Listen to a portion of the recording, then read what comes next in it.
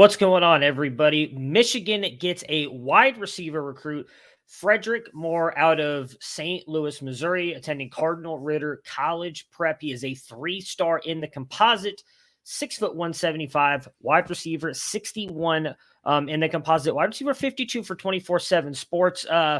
Interesting get for the Wolverines. What does this mean for that wide receiver room moving forward?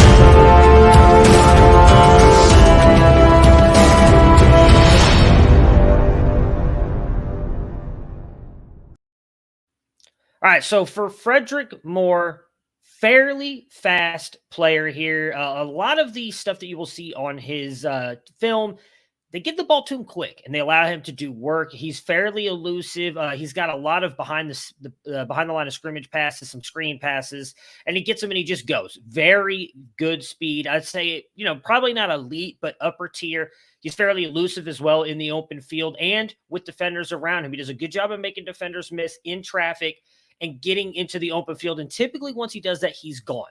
He does show a pretty good job of going up and getting the ball as well, fighting for it, can high point the ball. Again, 6'1", 175, so not the biggest wide receiver, but he does a pretty good job of going up and getting it against defenders and shows some pretty good hands as well.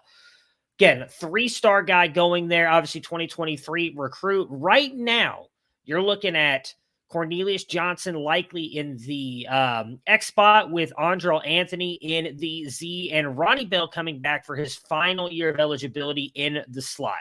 With Bell likely moving on, we'll see what happens with Johnson, who is currently a junior on their roster. You've got AJ Henning, a player that I was a big fan of coming out as a sophomore, and then Andrel Anthony last year, who was just absolutely phenomenal at the end of the year and showed some flashes in that playoff game as well, is likely going to be the future here of this wide receiver room. They did bring in a couple other highly rated players last year in Tyler Morris, who was a 4-star wide receiver as well. It's going to be interesting to see how all these guys mix together, right? The offense, Michigan fans may think I'm being a little bit biased here. If you're watching on video, and you can see the Ohio State jerseys behind me. Michigan's offense has kind of been hit or miss over the past couple seasons. I'm very curious to see what this does for them. They also brought in Christian Dixon last year as a 4-star. I do think he's a guy who could easily come in and play the slot after Ronnie Bell likely leaves for the NFL after the season. Was probably a fairly high, I would say a day 2 draft pick last year had he not gotten injured. Really intrigued to see what he does here, though. He's a lower rated guy, but if he can turn out in this offense, could be good. We'll get at least 1 year likely of J.J. McCarthy if he starts next season. But again, they've got a lot of wide receivers here. Currently 10 listed on the roster with a lot of these guys coming back for likely 1 more year. We'll see with the older guys like Cornelius Johnson, who again was a highly rated recruit. It's never really panned out, or at least hasn't so far.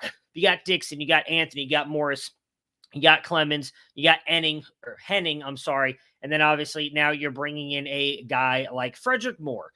Will be an interesting fit. Does he make this offense better? We'll see what happens. Is maybe this a precursor of them trying to get Dante Moore? We'll see what happens. Guys, like the video, subscribe to the channel. We will continue to bring you any recruiting news as it happens and all the college news that happen. We're bringing it to you. We love college football. That's what we're here for. So like, subscribe to the video. Michigan fans, tell me why I'm wrong. Why should I like Fredrick Moore more? Why should I believe more in Jim Harbaugh's offense? Or do you not necessarily believe in it? Regardless, he's an intriguing fit with his speed, hands, and ability to go up and get the ball. We'll see where he fits into this offense in 2023 if he gets any playing time.